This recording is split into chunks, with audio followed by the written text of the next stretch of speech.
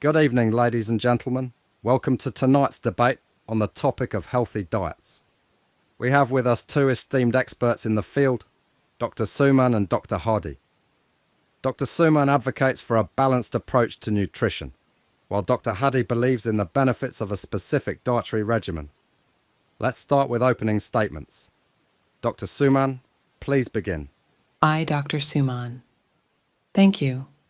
I believe that a healthy diet is one that is balanced and sustainable.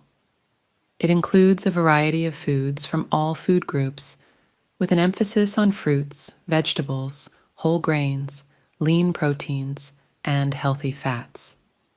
This approach provides the body with the nutrients it needs to function optimally and reduces the risk of chronic diseases such as heart disease, diabetes, and obesity. I, Dr. Hadi. Thank you. While I agree that balance is important, I believe that certain dietary approaches can offer additional benefits. For example, a plant-based diet has been shown to reduce the risk of heart disease, lower blood pressure, and improve overall health. By focusing on whole plant-based foods and minimizing or eliminating animal products, individuals can achieve better health outcomes and contribute to environmental sustainability. Thank you both for your opening statements. Now, let's delve deeper into the topic. Dr. Suman, what are your thoughts on the plant-based diet advocated by Dr. Hadi? While I acknowledge that a plant-based diet can have health benefits, I believe it's important to approach dietary recommendations on an individual basis. For some people, a plant-based diet may be beneficial, but for others, it may not be sustainable or provide all the nutrients they need.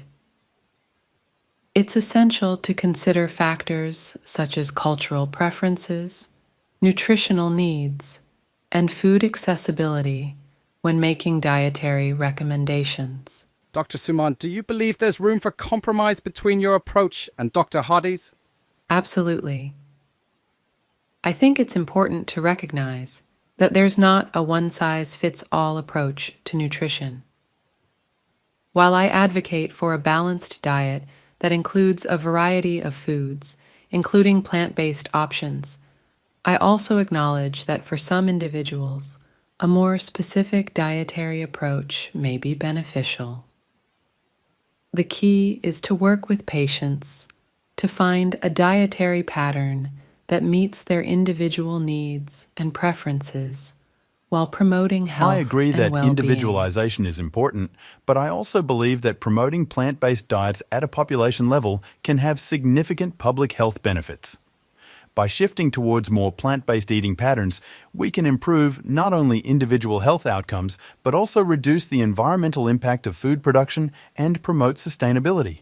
I understand your point, Dr. Suman, but research consistently shows the health benefits of a plant-based diet.